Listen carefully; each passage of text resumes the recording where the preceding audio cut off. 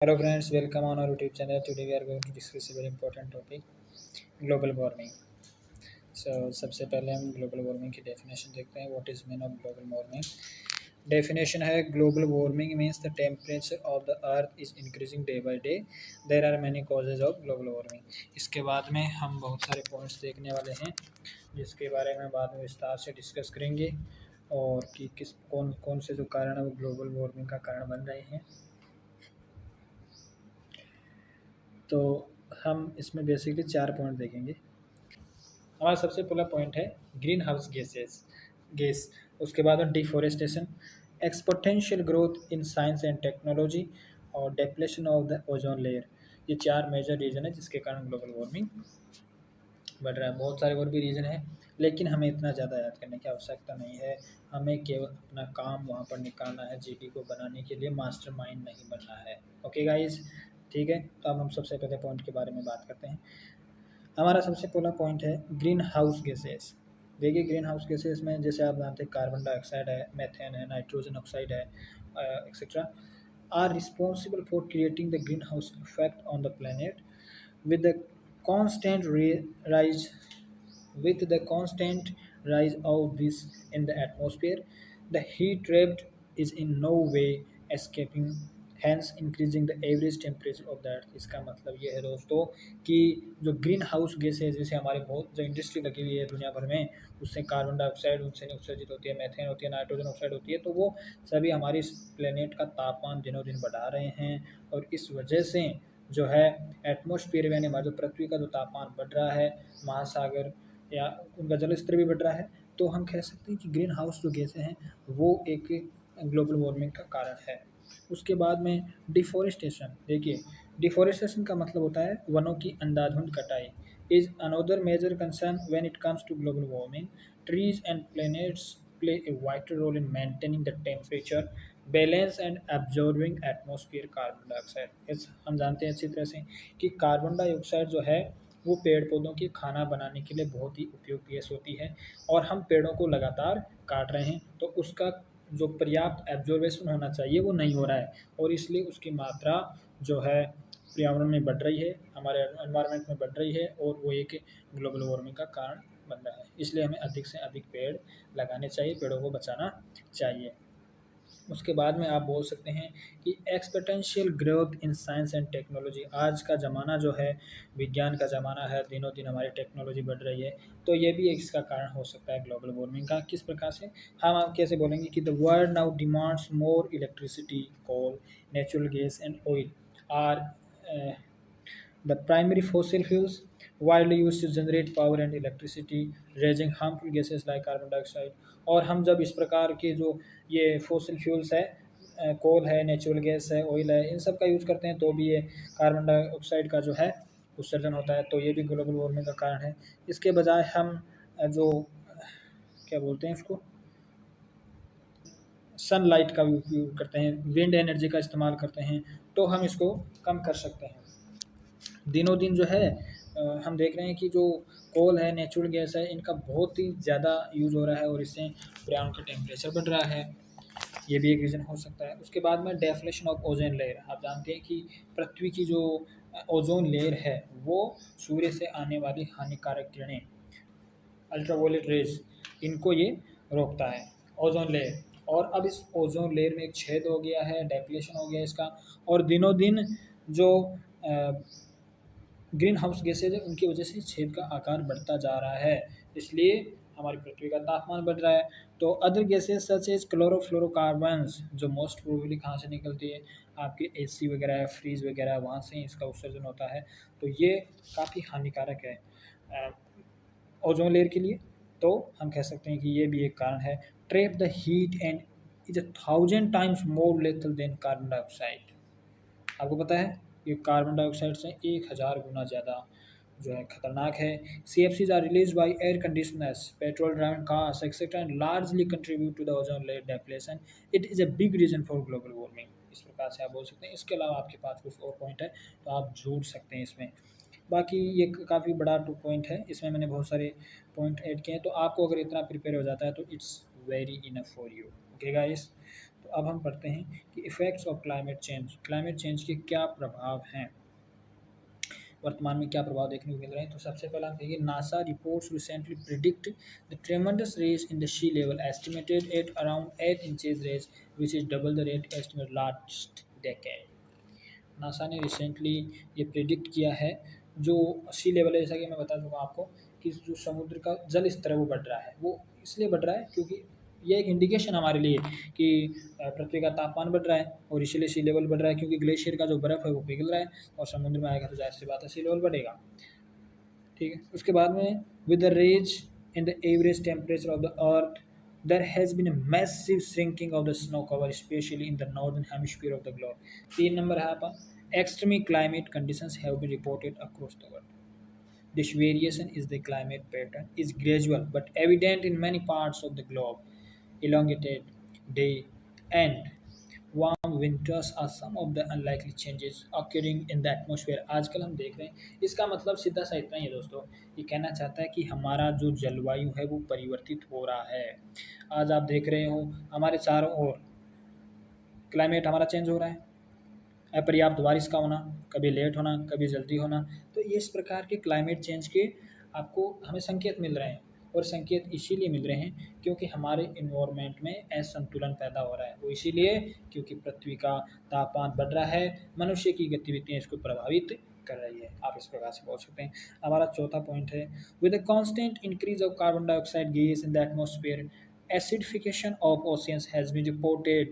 Seawater has now started absorbing this atmospheric carbon emitted by humans. ठीक है, इसका मतलब ये है कि जो कार्बन डाइऑक्साइड का जो इंस्टेंट रेज हो रहा है, बढ़ रही है एटमॉस्फेयर में, वो एसिड जो हमारा महासागर का पानी है उसको अम्लीय कर रहा है। वो इसलिए जो पानी में रहने वाले जल जीवों के लिए भी काफ़ी खतरा बढ़ चुका है, और हम कह सकते हैं कि it's a very hard thing. ठीक है, अब ये देखिए, अब ये सब कुछ हो रहा है लेकिन फिर भी इसको रोकने के लिए बहुत सारे प्रयास किए जा रहे हैं। तो हम बात करते हैं international efforts to control global warming. जो विश्व स्तर पर ग्लोबल वार्मिंग को कंट्रोल करने के लिए जो प्रयास किए जा रहे हैं उनके बारे में हम बात करते हैं। तो सबसे पहला है पेरिस एग्रीमेंट। दोस्तों, पेरिस एग्रीमेंट के बारे में बात करते हैं।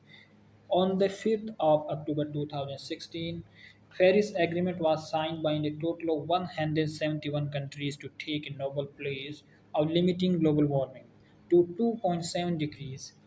Okay? Countries like China promised to reach the target by 2020.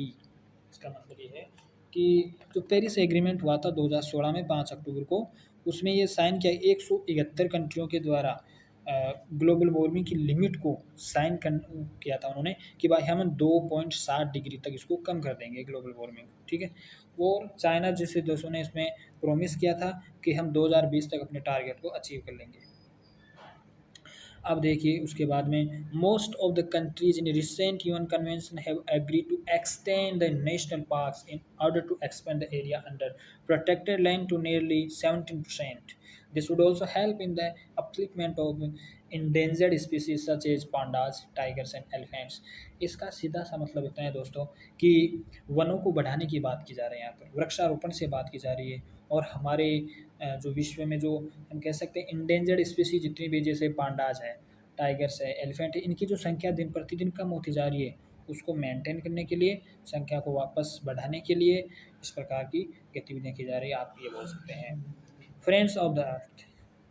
इसके बाद में बोल सकते हैं, it is the largest grass roots network that connect 71 national members for each continent with the active participation of 5,000 local groups campaigning of urgent environmental issues and adapting sustainable practices. ठीक है, ये आप बोल सकते हैं। ठीक है, इसके अलावा हम ये भी जानते हैं कि जो सबसे पहला हम जो पृथ्वी सम्मेलन हुआ था रियो डी जेनेरियो में, ब्राज़ील के एक शहर में 1992 में, उसके बारे में आपको पता है कि वो सतत पोषणीय विकास को लेकर वहाँ पर एजेंडा 21 को जो है स्वीकार किया गया था। तो उसको लेकर भी आप कुछ बोल सकते हैं, लेकिन मुझे लगता है कि it's very enough for you. इतना सारा कंटेंट है, इतना आपको इतना अगर याद है तो बहुत अच्छी बात है। अब देखिए हमारी इंडियन गवर्नमेंट के लिए जो गवर्नमेंट है वो क्या स्टेप ले रही है इसको कंट्रोल करने के लिए, अब हम उसके बारे में बात करते हैं। तो देखिए सबसे पहले है Indian solar mission takes a new target of installing approximately 20 gigawatts of solar capacity by the end of 2020 और this भी has been globally appreciated and idealized। ठीक है, इंडियन गवर्नमेंट का जो मिशन है सोलर सिस्टम को अपने देश में इम्प्लीमेंट करने का 20 गीगावाट का उसके कैपेसिटी, और उसने इंडियन गवर्नमेंट ने प्रॉमिस किया कि 2020 तक हम इसको इम्प्लीमेंट कर लेंगे। तो ये बहुत अच्छी बात है, क्योंकि जगह हम सोलर एनर्जी को जितना ज़्यादा यूज़ करेंगे उतनी हमारी निर्भरता जो कोल पर, जो गैस है, पेट्रोलियम पदार्थ, जितने भी फॉसिल्स है जिनसे जो है कार्बन डाइऑक्साइड या इस प्रकार की जो हानिकारक गैसें जो पर्यावरण में को एनवायरनमेंट के तापमान को बढ़ाती है, उन सब पर हमारी निर्भरता कम हो जाएगी। ठीक है, तो एक बहुत अच्छा स्टेप है। उसके बाद में है India is counted active under the Paris agreement act specially in controlling the greenhouse issue and promise to adapt sustainable practices using non fossil fuel power generation by 2030।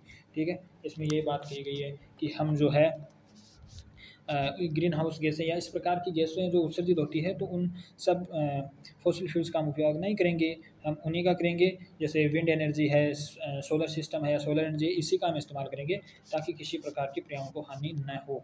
ये 2030 तक इस टारगेट को पूरा करने के लिए इंडियन गवर्नमेंट ने promise किया है। उसके बाद में बात की गई है, जो तीसरा पॉइंट है उसके बारे में बात करते हैं कि India's first national action plan on climate change was found on June 30, 2008, which has been successfully coming up with environmental projects and long-term policies in order to regain the spoiled global image on the country in terms of environmental laws and order।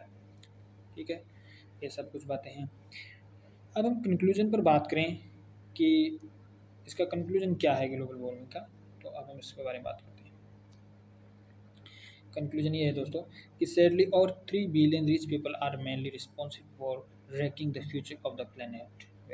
आप जानते हैं इसका मतलब क्या है कि 3 billion जो अमीर लोग हैं वही इसके लिए रिस्पॉन्सिबल है, जो हमारे प्लेनेट का तापमान बढ़ रहा है। वो इसलिए है क्योंकि वो उनके पास बड़ी बड़ी इंडस्ट्रीज़ है और बड़ी बड़ी फैक्ट्रीज है जिनसे कार्बन डाइऑक्साइड वगैरह उत्सर्जित होती है। लेकिन ये बात भी सही है कि इसी वजह से किसी भी देश की अर्थव्यवस्था या हमारे पास आवश्यकता है कि सामान पहुंचता है।